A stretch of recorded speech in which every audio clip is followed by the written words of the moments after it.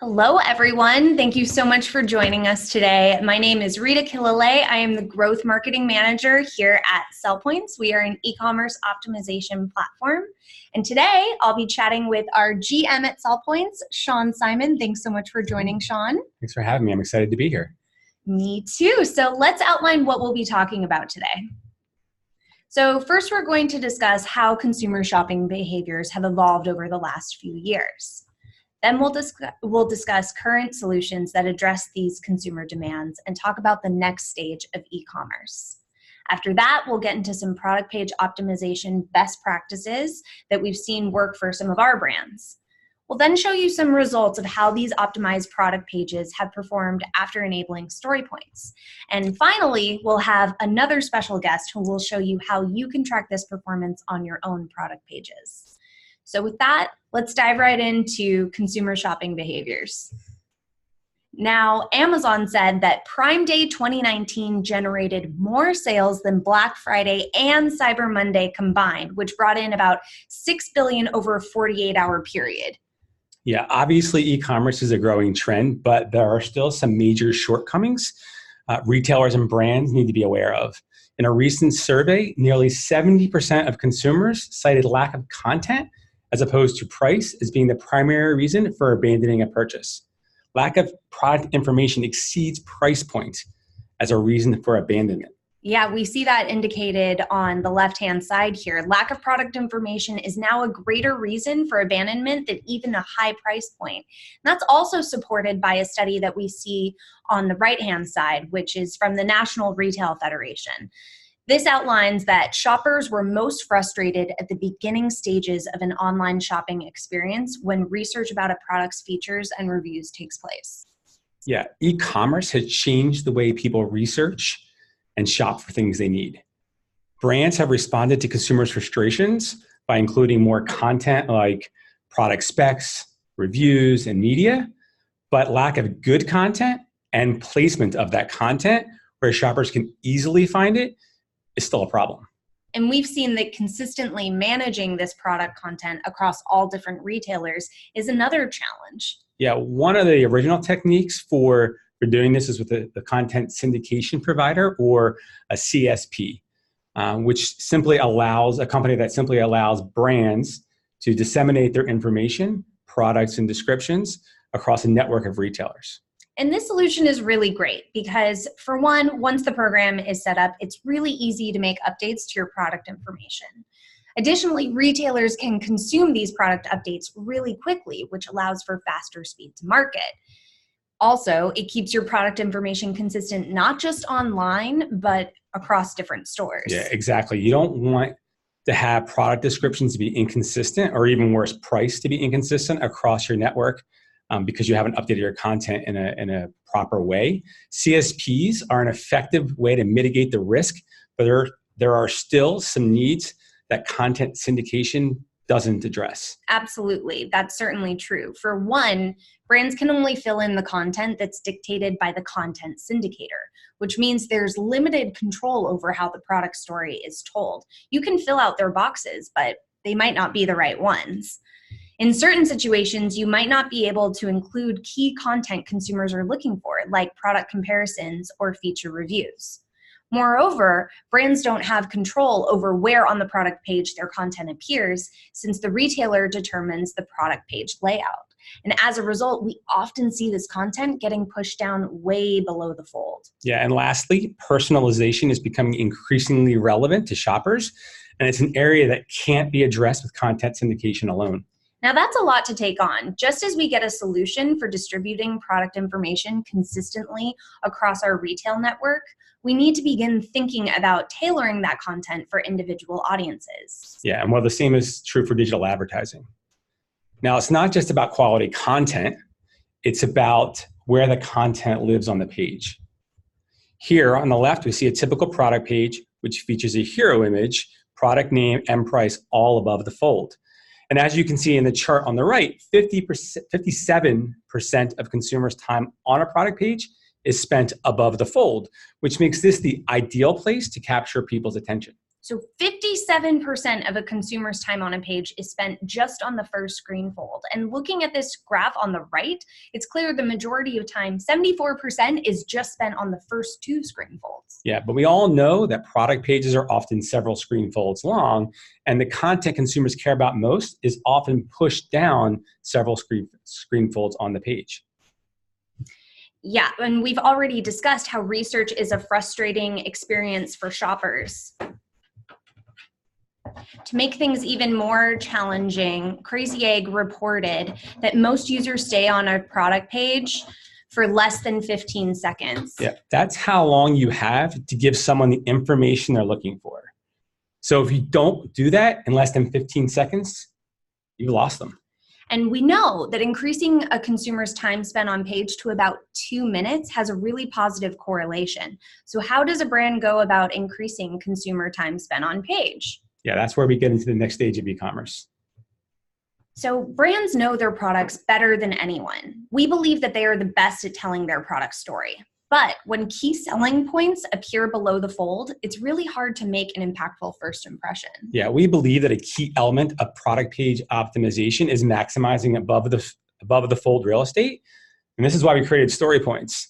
With the above the fold hotspots, brands can highlight key selling features right on their hero image using content experiences like photo captions, galleries, and videos. And this lets a brand nail that first impression in that 15 seconds. Even better, the content contained in these hotspots can be customized for each retailer, creating a more personalized experience. Now, that's a great solution to address consumers' frustration, but story points are really just one piece of the puzzle when it comes to product page optimization. The quality of product content within that hotspot is just as important. So let's talk more about what types of content consumers want to see when making an online purchase. So this chart that we see here was taken from a study that polled US e-commerce shoppers on what kind of product information influenced their buying decisions the most. Unsurprisingly, we saw photos and descriptions were at the top. This isn't surprising because these are baseline requirements. Interestingly, though, we also saw that reviews and ratings were important, which again makes a lot of sense. Yeah, I mean, given how much human interaction happens online, reviews act as a form of social proof, building that shopper confidence. And additionally, we saw that comparison charts and recommendations showed up. And we believe that this is because they act as virtual personal shoppers by showcasing what else is available that shopper might want to consider. Yeah, and today product comparisons and recommendations are the type of personalization consumers expect. And this has surely evolved over time. So let's talk about some best practices for developing quality product page content. But before we get into this, we should point out that SellPoints doesn't actually produce content for brands. We provide the tools for placing this content in the optimal places on a product page. So producing quality content is really going to be up to the brands here. Yeah, and saying that, we've optimized thousands of product pages for brands on hundreds of different categories, and we have the data that supports the kind of content that's going to drive conversions. So you can think of us as your content consultant. So since images were the most influential product page feature, why don't we start there? Sure, images are important because they convey context instantly, which in what otherwise might take several sentences or a paragraph of text. In 2018, consumers expected to see 3 product images, and that has doubled in the last year. Wow, so going from expecting 3 images last year to 6 now really shows us that images are growing in importance. So why don't we take a look at some tactics for delivering strong images? First, you want to use professional high-resolution images. Now, our platform can handle as large of a size as you have, and we'll format it to the right size for you. Just make sure that it's a minimum of 300 pixels by 300 pixels. We also encourage you to be dynamic. Include a mixture of both product and lifestyle shots. Yeah, in the example we see here, the hero image shows a lifestyle shot, and we have a visual of how it scales against the model as she uses the product. Then, when the user clicks on a story point or hotspot, they see a pop-out that showcases a specific feature of that product. It's also really important to avoid text on images. And what I love about this example here is the brand has utilized our photo captions, which is great because, for one, Google can't read text on images, and either can those who are visually impaired.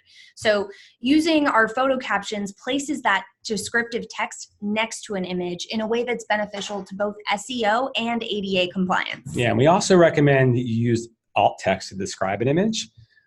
Our alt text feature allows your product on the product page to be ADA compliant, which makes your pages accessible to people with visual impairments. It also gives Google context so they can feature your images in search results. This is a huge ranking opportunity.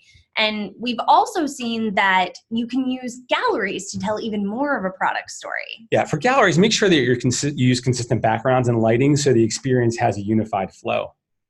And if you have a complex or big ticket item, we recommend a 360 view. This works really nicely to showcase your product from multiple angles. Yeah, we see brands use 360s for electronics, jewelry, outdoor recreational equipment, and other big ticket items. It's for the type of product that you want to personally inspect, something that you want to look around before you purchase. And we recommend using 20 images or more to provide that in-store experience.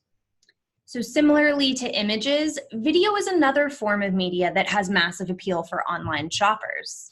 Yeah, videos are increasing in relevancy. Gen Z expects to see 4 videos before making a purchase, and this number is even higher for people 35 to 44. And what's nice about online video production is it's much cheaper or less expensive than producing for television. Not only that, but as opposed to a static display banner, you're able to tell much more of a story with video. So let's talk about what makes a killer product video. Yeah, first and foremost, you want to be dynamic and show off the product in use. Be sure to focus on the product and not the spokesperson. No one wants to see a talking head. Changing camera angles is another way to keep the viewer really engaged. Yeah, you should also try to tell your story without sounds. Again, you want to focus on demonstration. This also provides a better experience for people with hearing impairments. Not to mention all those people shopping at work. That's right. Yeah, videos are one format where some minimal text on screen can be beneficial, but you should avoid branded intros that take up valuable time. Instead, put a logo in the corner of the video. Yeah, I want to reiterate your point about avoiding branded intros. It's really important to be concise. Remember, you only have 15 seconds to make an impression. Yeah, aim to highlight the key value proposition in the first 5 seconds and be able to tell your entire story in less than a minute. If you have longer videos showcasing multiple key features, consider trimming them into multiple shorter videos.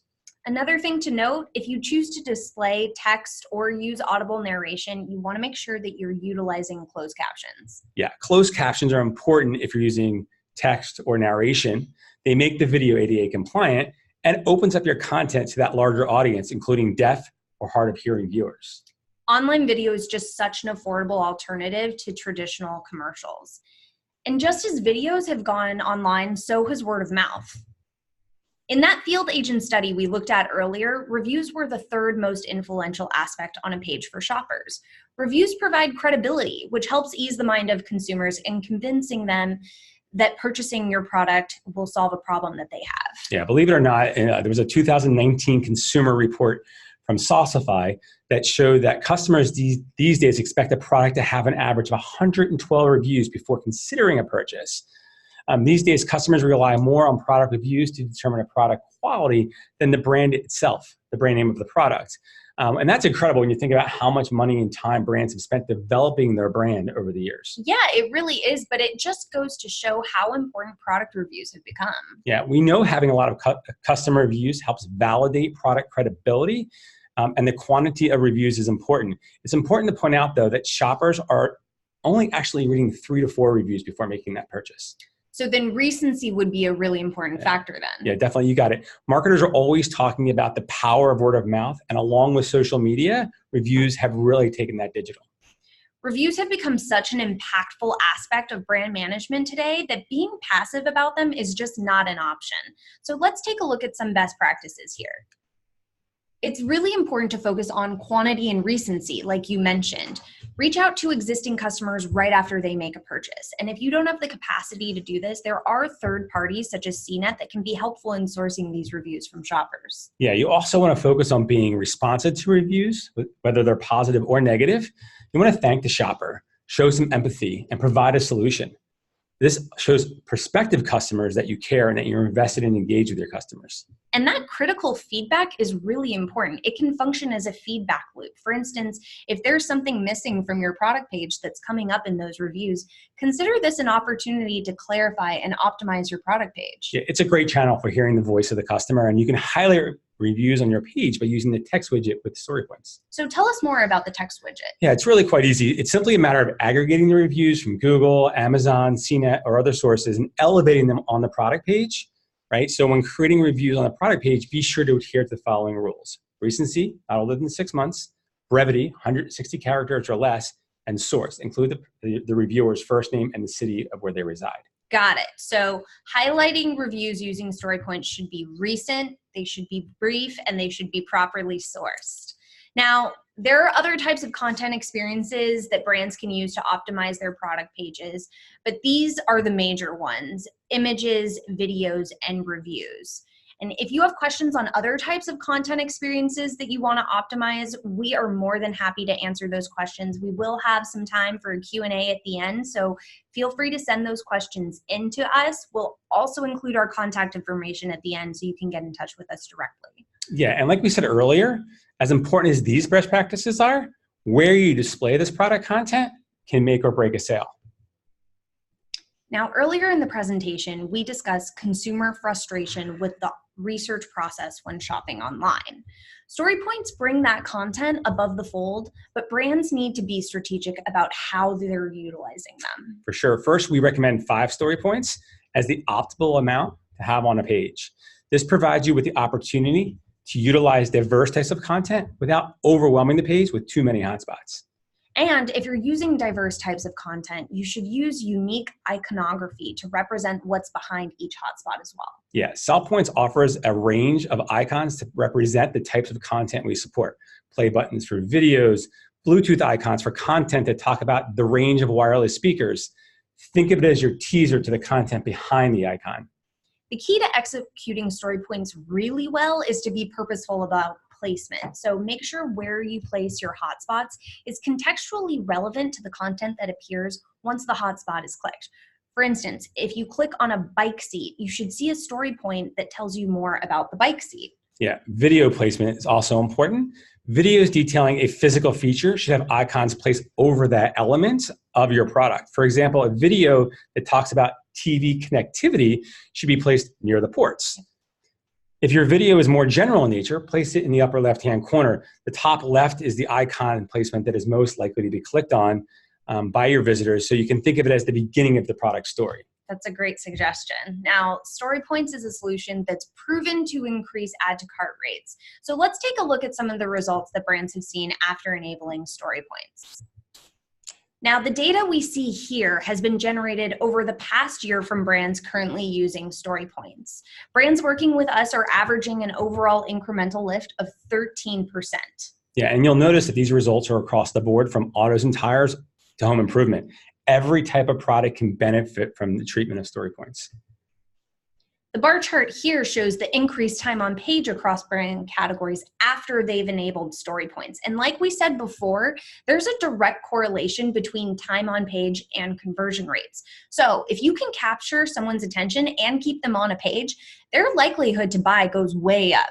Yeah, look, this is the kind of enhancement technology that literally pays for itself. And there aren't many solutions out there that can say that. There aren't.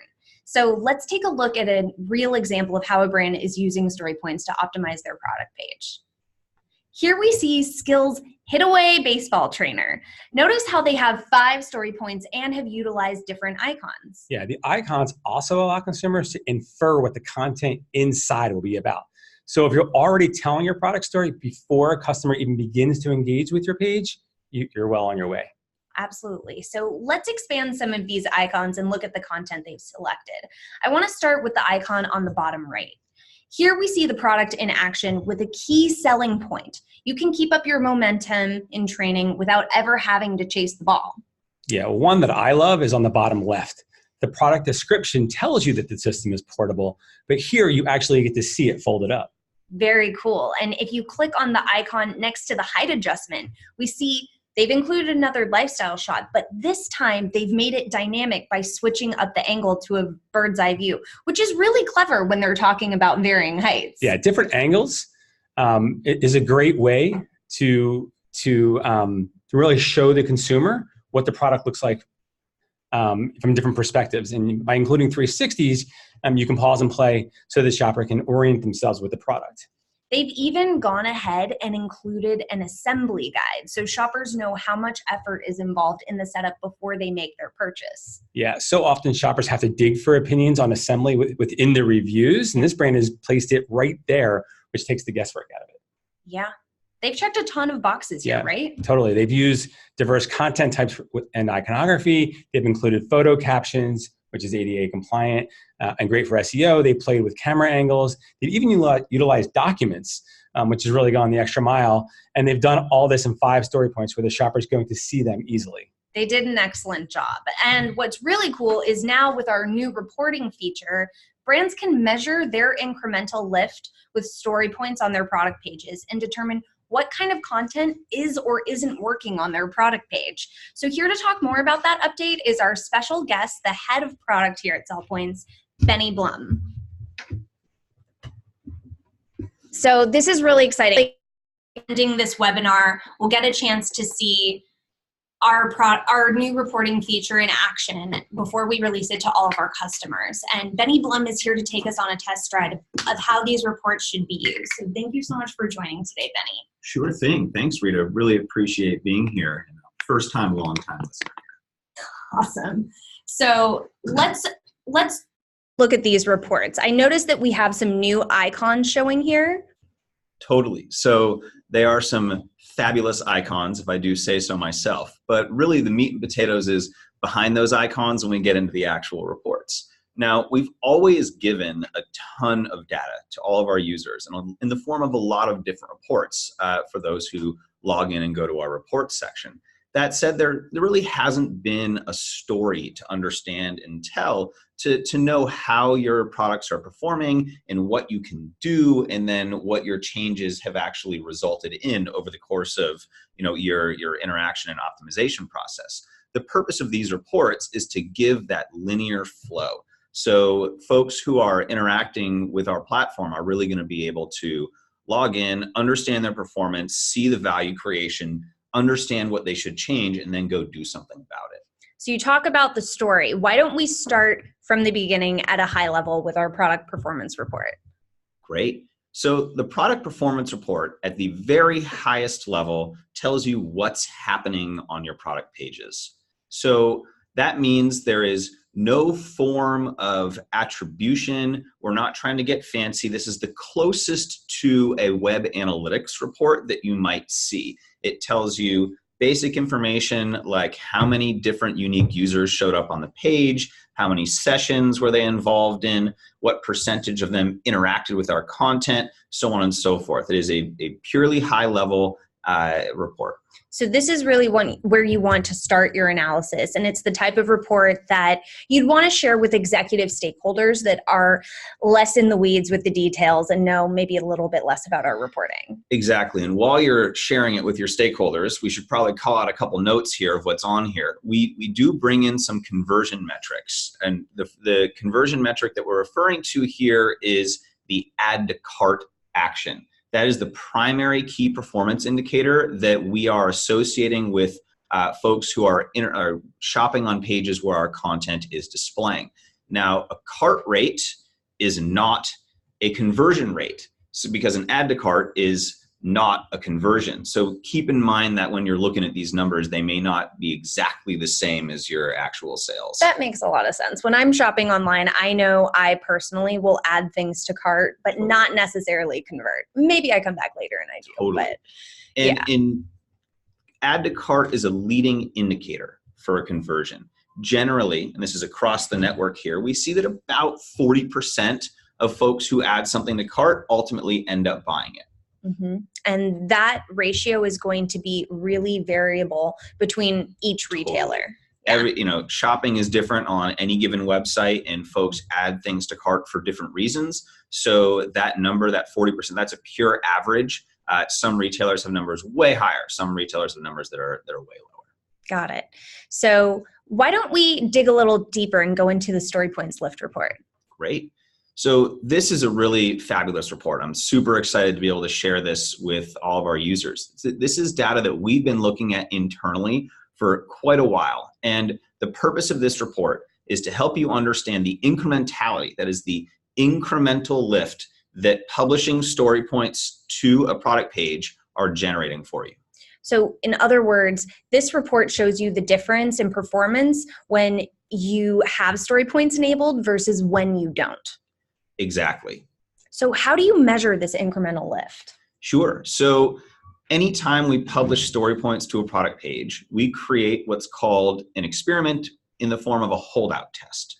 That holdout test means that a small percentage of people who normally would see it or are supposed to see the experience get kind of quarantined off and they aren't shown that actual experience. Whereas most of the folks actually see it. This creates two groups, people who were held out, otherwise known as the holdout group, and folks who got that treatment experience or saw the story points, so that's the treated page. And we can compare the behaviors between these two groups to understand if there's change.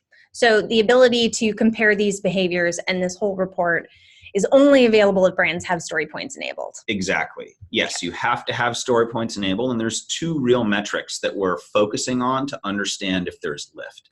You guys mentioned earlier that time on page and interaction is really important. We saw some graphs earlier in this presentation, and here we are measuring and understanding that average time on page and seeing if there is a material change between the folks that were held out versus the folks that got the treatment.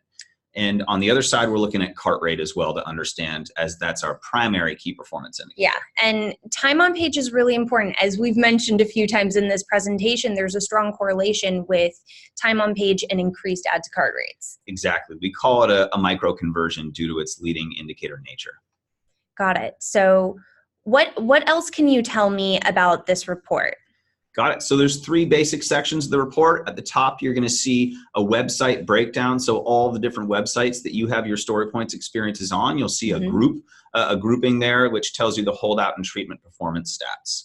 In the middle here, you've got a pure statistical analysis where it's going to be by website. So if you click on one of these fancy bars here, you're going to see the details of that statistical analysis. And here's where we're calling out whether or not the data for this particular website is statistically significant. And there's a little red dot next to the bar as well, and it shows up in this nice red test is statistically significant call out. That's something we really want to make sure that you're focusing on, is whether or not you have valid data. So true, because statistical insignificance is so often a cause of underperforming results. Absolutely. And, to really highlight that, in the bottom section is product lift. You're going to see a line by line of each one of your products. However, we only calculate this if we have statistically significant data at the product level. So in a lot of cases, you'll see that section might be empty, or you might only have one or two products that show up there, where you have a bunch of products that you might have your experiences deployed on.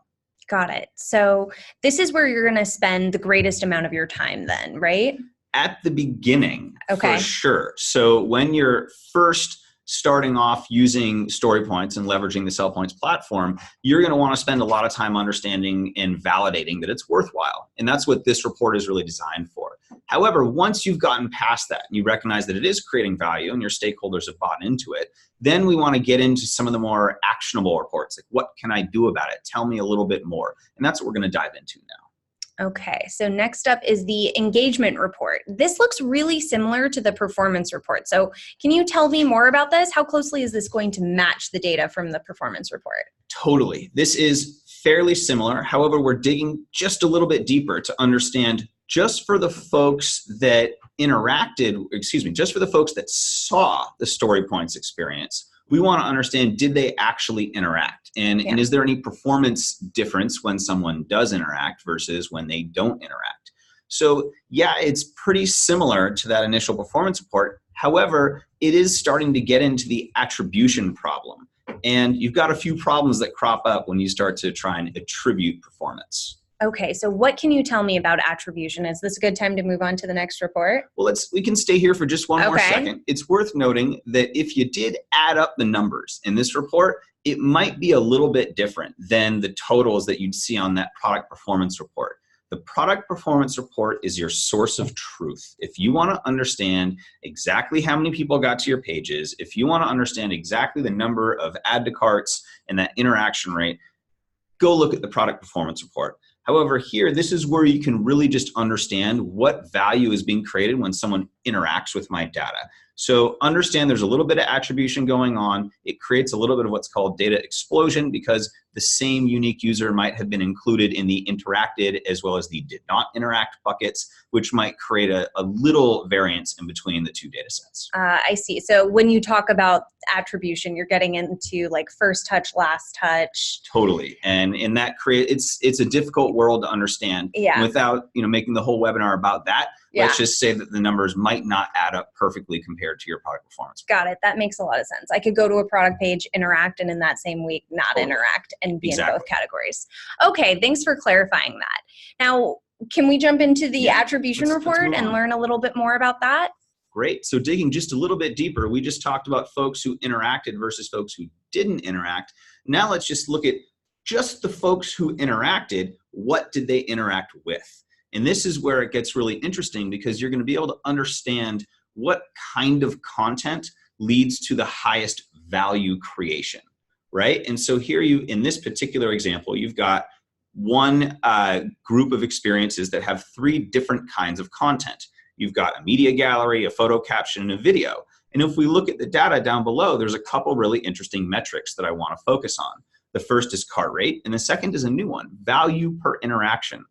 So in the case of cart rate, it makes sense. When someone who interacts with this kind of content, what is that likelihood of them adding that item to cart after they've interacted with it? In between these 3 examples here, we can see that video has the highest cart rate. That means that your product should probably have a video on them. Okay. There's also value per interaction. It should correlate pretty well with cart rate unless you have 2 very different kinds of products, one that costs a lot and one that only costs a little, where it might throw those numbers off. Yeah. In this case, we've pulled an example that has a common priced product, so you can start to see increased cart rates correlate to increased value per interaction. Very cool. So it tells you a little bit more about what's working in terms of the type of content. Exactly. Okay. So what if we get into the next one here, this optimization report? What can you tell me about this report? Exactly. So we've just kind of walked through the process of providing a recommendation, right? In the last example, we understood, hey, videos are good. We should have videos on everything. So let's say you go make a change and you add a video in because you didn't have a video before and you'd like to understand, tell me the performance before I added the video compared to after I added the video. So here we're breaking down on a per product basis, we use version control. Every time that you want to make a change to your experience, we are going to force you to create a new version. And that allows us to differentiate between pre and post in these 2 changes that occurred. So here, let's pretend between version 3 and version 4, we added a video in. So we would expect to see some form of change that happened. And magically, if you look in the interaction rate column, between version 3 and version 4, our interaction rate went up. Maybe we can associate that with the video that got added in this case. We also see that our cart rate went up as well. Well, that's pretty cool. So it was a win-win. We got more people to interact and more people ended up actually adding the item to cart. So that's a really big win. And then if you go and you make a different change, like you guys talked about earlier, iconography, using better icons that are more relevant, putting them in the right locations, that's another huge thing. Maybe in another version change, you decided to change the locations of your icons. Well, that's a huge win. Maybe you got even more people to interact with your content and drive a higher cart rate. So this really gives you that visibility to understand the impact of the changes that you made, and then how can you go back and look to see what should you optimize again, and then what should you change again. It's important to note, though, you shouldn't be changing too many things, like changing the content, the icons, the placement. You're not really going to know what change resulted in the results you're seeing. Right. This is getting more into the best practice territory of this, but we see experiments in sort of 2 categories. The first, we talk about content experiments. That means that you're not changing anything about the icons, you're just changing what's behind the icon. Maybe you see people are interacting with your videos a bunch and they're consuming the full video. Well, maybe we should give them a little bit more information, and that might drive them to be higher likelihood to ultimately purchase that product. In that case, you want to just keep the icon the same. You want to put in the new video and see what change that resulted in.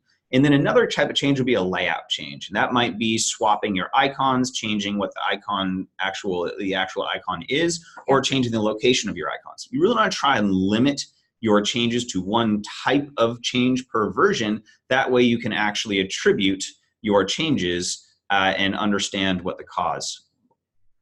That's really helpful feedback. You don't want to change too many things. So thank you so much for showing us these reports. Benny, are these all going to be available in the Omni dashboard now?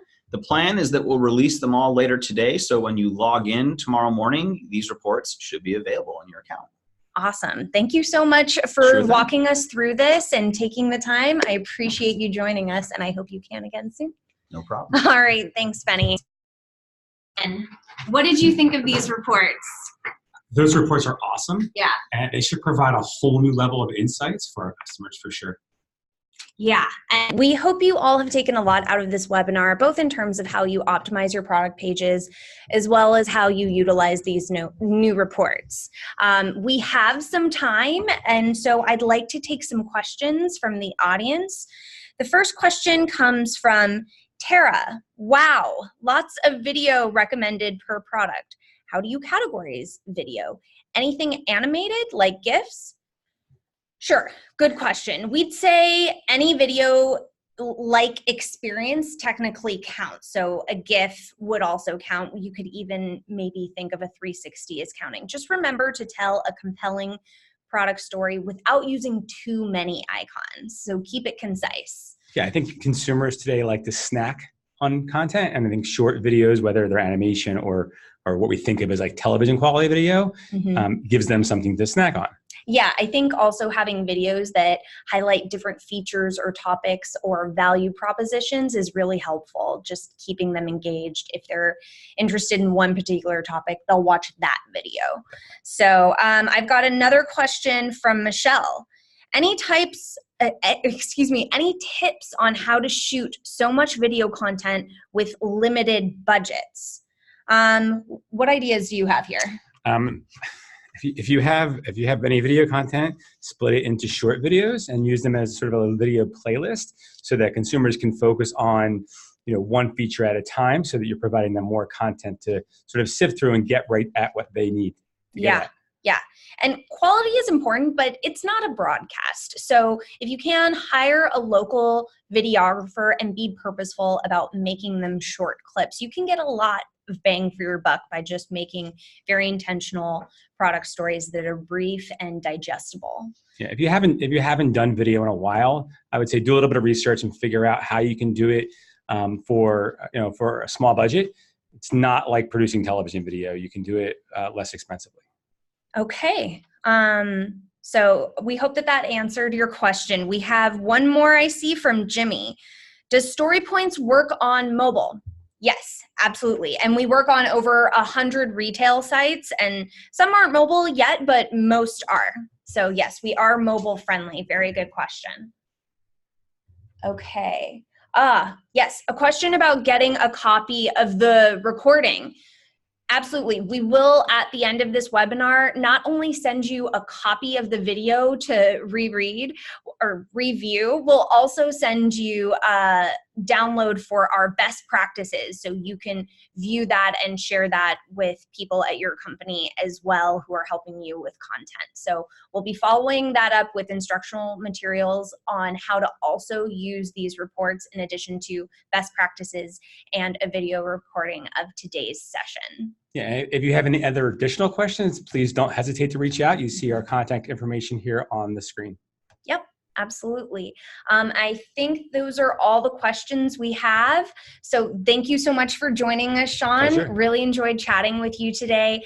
Thank you, everyone. We hope to see you next time. Take care.